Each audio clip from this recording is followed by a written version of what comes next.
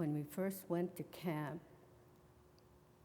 that was in June, and we sank in hot sand.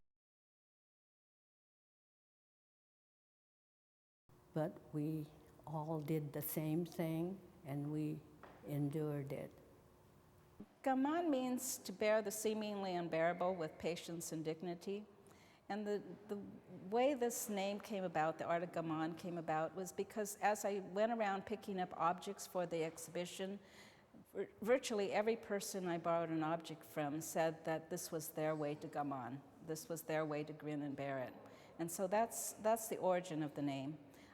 The exhibition is a show of arts and crafts made by the internees in the Japanese American internment camps during World War II. At the time, 120,000 ethnic Japanese who lived on the West Coast, which represented 90% of the ethnic Japanese population in the entire United States, were sent off the West Coast and put in internment camps.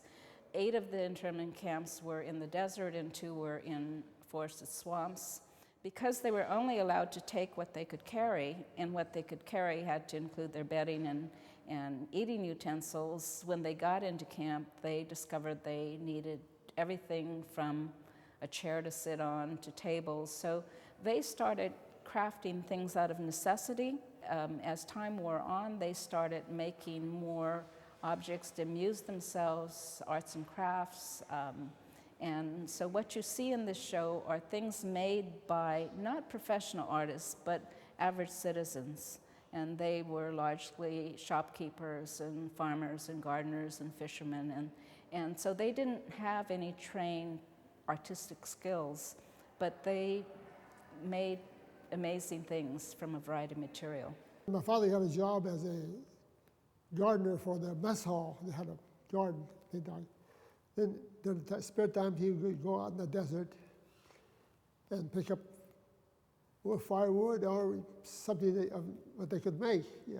And they had a bonfire because it was during the winter months. It was cold. And they started putting the wood in. And my father came across one wood. He said, "Gee, that's a good wood." This man says, "Gee," he looked at it and he says, "Oh, it's no good. You turn the fire."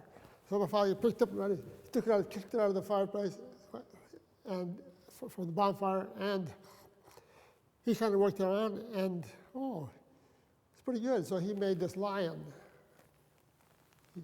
He made a lion, And then, of course, the other things he was great on rattlesnakes. He was good to kill rattlesnakes.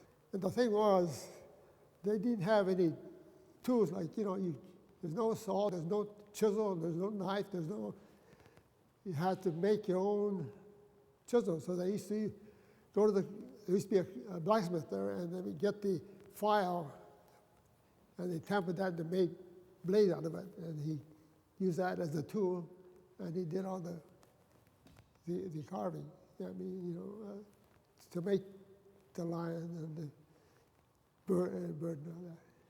This is my husband's picture. When he left camp, this artist was selling all his painting that was done in camp while he was interned there. And then he said that his eye catch this picture because you could see this castle mountain and you see all this barrack. And he said, "I lived in that barrack for 4 years." That's what he said. And this is where he said that I want everybody, my family, to know I was there. But he said, "Don't throw it away and don't think this is a junk." That was his word. And I thought always this was a historical document. Gaman means intolerance. And it was intolerable condition, but you kind of bite your teeth and went on. That's the spirit of Gaman.